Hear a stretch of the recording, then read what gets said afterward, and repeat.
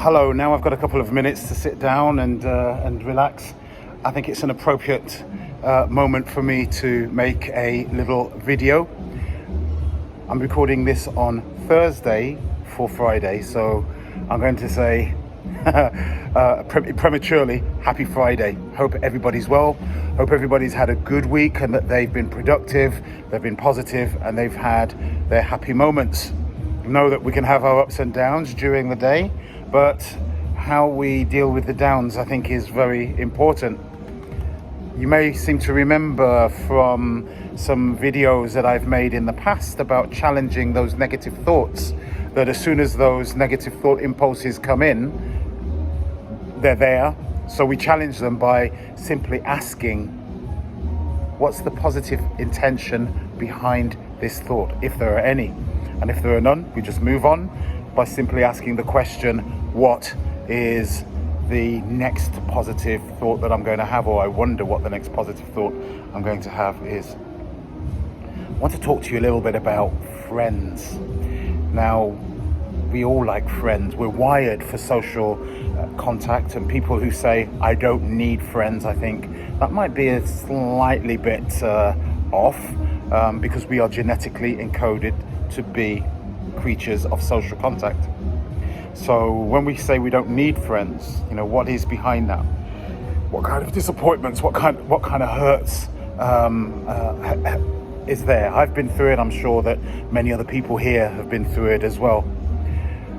Some years ago, I came across a system by which we can actually categorize our friends. And the reason why I'm saying this today is because I was communicating with a friend of mine, and he kept on referring to his best friend.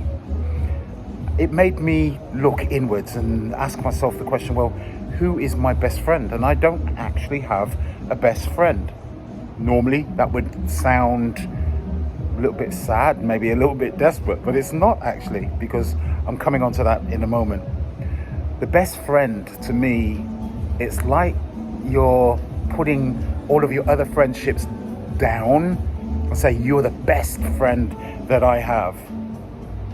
Can you imagine 10 of your friends in a lineup in front of you, and you pick one of them and you say, you being my best friend? I wonder how the others would feel about that. So some time ago, I came across a way of viewing your friends in a slightly different manner, which I think is really good. So there are 3 categories of friendships. That's what this is based on. So first, you have your growth friends. Now, your growth friends are the people who you spend the most physical time with. So these could be your colleagues, it could be your partner at home, it could be your children, a relative. Who are you spending the most time with? These are categorized as your growth friends. The next category are your maintenance friends. These are the kind of people who are sending you messages maybe once a year, maybe a Christmas card, a birthday card, an Easter card, or whatever seasonal card, depending on your religion is, but they do the bare minimum to keep that contact going, to maintain that friendship, to maintain contact. So these are what I've come to learn as your maintenance friends. So we've talked about growth friends, which are the top end, at the top end of the category, and then you've got your maintenance friends. The last category of friends are your old friends. Now these are the ones, if you scroll right down in your phone, in your WhatsApp messages or your iMessages or Telegram, whoever you use, look at the messages from the bottom, and the date.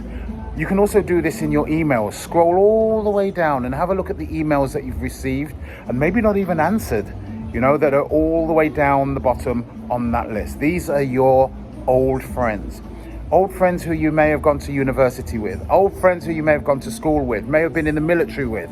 They're there, but you don't communicate, or you very, very rarely communicate with them. Why are they there? They are your old friends for a reason. They've had their time in your life, but we keep them there, don't we? We keep them there because it's maybe too difficult just to let that person go, because they've actually served their purpose and value in our lives and we in their lives. So why do we keep them there? Why can we just not bless them and let them go for their higher good, and we can get our greater good from elsewhere? Because when you clear things out, you make room for new things to come in, and that accounts for people as well. So it may sound quite cruel, this. I don't think it is, actually. But when you have a look at those 3 categories of friendships, I think it's a really good way of looking at those. So who are your growth friends? The people who you spend the most time with. Who are your maintenance friends? And who are the old friends? Is it time to let go of some of those old contacts who you haven't communicated with for years, but they're just hanging in there, because you don't do anything with that contact? What's the value of keeping that contact? I cut my hat off, didn't I? Have a great weekend, whatever you decided to do. This is Wilson from Port Zante on the island of St. Kitts.